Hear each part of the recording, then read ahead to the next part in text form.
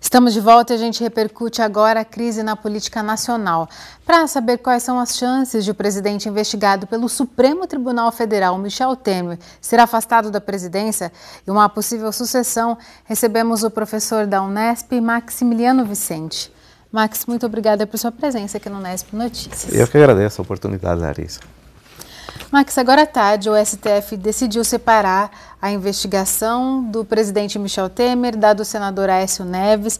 Você vê como alta a possibilidade de o presidente ser afastado por causa dessa investigação ou ela tende a demorar?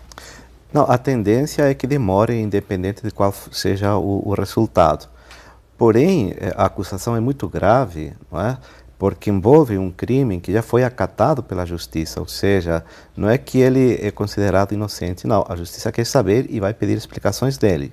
E, embora ele não chegue a depor, porque pode fazer isso de forma escrita, é importante lembrar que esse processo ele pode ter outro rumo conforme o que acontecer a semana que vem com a avaliação do Tribunal Superior Eleitoral, que também está tendo essa possibilidade de um julgamento negativo para a chapa Dilma Temer e os dois perderem o mandato e, enfim, ter a cassação política por 8 anos.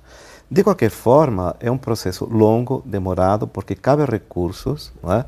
Tanto em um quanto o outro, não é? De tal forma que, a curto prazo, eu diria que a tendência é que continue no mandato.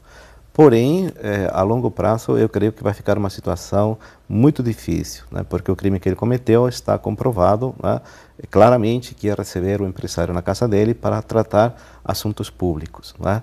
Então, isso está provado, comprovado, dificilmente desse crime ele vai se liberar. Max, você já adiantou, com a retomada desse julgamento no Tribunal Superior Eleitoral na semana que vem, há uma grande pressão para que esse julgamento resolvesse esse imbróglio no cenário político. Mas o ministro Gilmar Mendes já se antecipou ontem e disse que eles não vão ser influenciados pelo cenário político no julgamento. Você acredita que isso vai acontecer mesmo? Eu desejo que seja assim, né? Particularmente quero sim que se cumpra a lei é clara, não é? Se houve de alguma forma transgressão ou não com relação ao que seria o poder econômico da chapa, isso pode ser provado, não é? Se se comprovar, o tribunal é claro, não é? Porém, é impossível negar que exista uma certa pressão por conta disso. Quer dizer, se a gente olhar para trás, faz um mês, 2, né, era muito difícil alguém acreditar que esse processo daria em alguma coisa. Hoje, diante do cenário no qual se envolve novamente o presidente, isso é um crime muito pesado, muito forte, não é? A situação é outra, não é? E a força do tribunal vai ser muito maior e a cobrança em cima dele vai ser muito maior e a pressão vai ser muito maior por parte da população. Então, há sim possibilidades, não é, de que esse contexto interfira e que o tribunal se deixe levar na medida em que tem um respaldo, vamos dizer assim, dos crimes já comprovados, né, quer dizer, ele não estaria cometendo uma irregularidade, apenas corroborando aquilo que já foi provado de outra maneira. E esse governo cambaleante tenta se manter com base em indícios que ele diz haver já de recuperação da economia.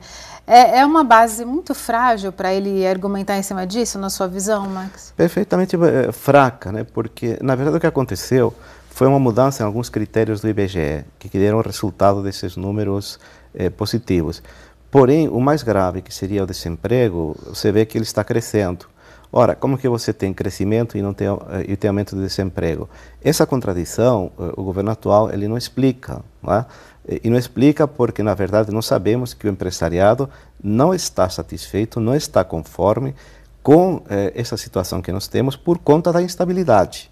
Então, o que ele faz? Prefere aplicar o dinheiro no setor econômico, no setor de bolsa, ações e tudo mais, que tem um lucro líquido sem grandes dores de cabeça e esperar que o cenário mude, para depois tomar a iniciativa, né?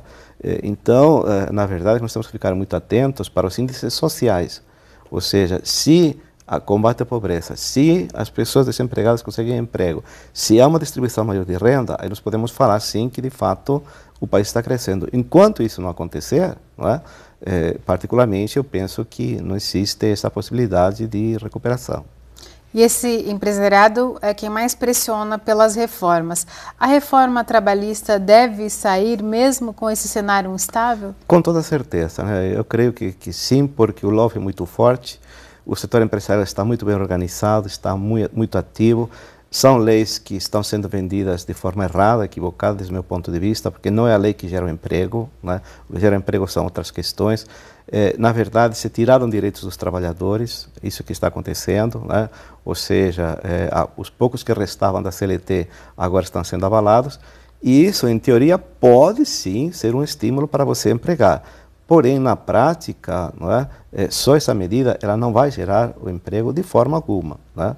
É bom que se diga que com as mesmas leis que nós temos hoje, a mesma reforma da Previdência, não faz muito tempo atrás nós tivemos quase que pleno emprego. Né? Então, não é a lei que provoca o crescimento econômico, a mudança de lei, e sim um quadro e um cenário propício para esse fenômeno.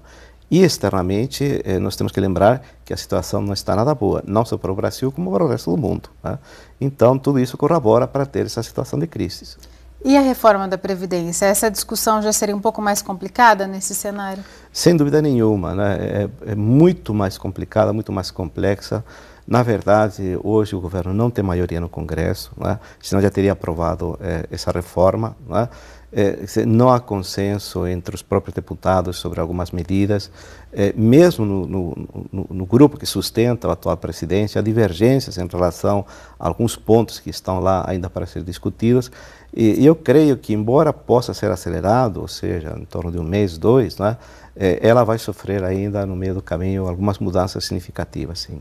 Para a gente concluir, que temos um tempinho ainda, Max, numa eventual queda do governo Temer, você acredita que a sucessão se dará por uma eleição indireta mesmo?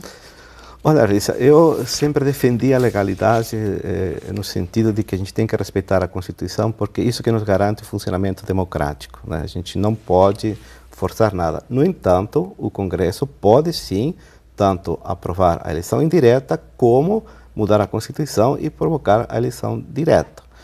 Tanto um como o outro implica a aplicação de leis que ainda não foram regulamentadas. Não é? Portanto, nós temos muitas incertezas diante dessa situação, não é? Mesmo até porque o atual presidente, que seria, no caso, na saída do Temer, que é o Rodrigo Maia, também está implicado na Operação Lava Jato. Não é? Então, veja que cenário que nós temos. Não é? Muito complicado, muito difícil, mas, de qualquer forma, preservar o caráter democrático é o essencial. Né? Essas questões pontuais se resolvem de uma forma legal, estrutural, da forma como sempre foi feita, através de leis. Tá certo, muito obrigada por suas contribuições aqui. Eu que agradeço a oportunidade.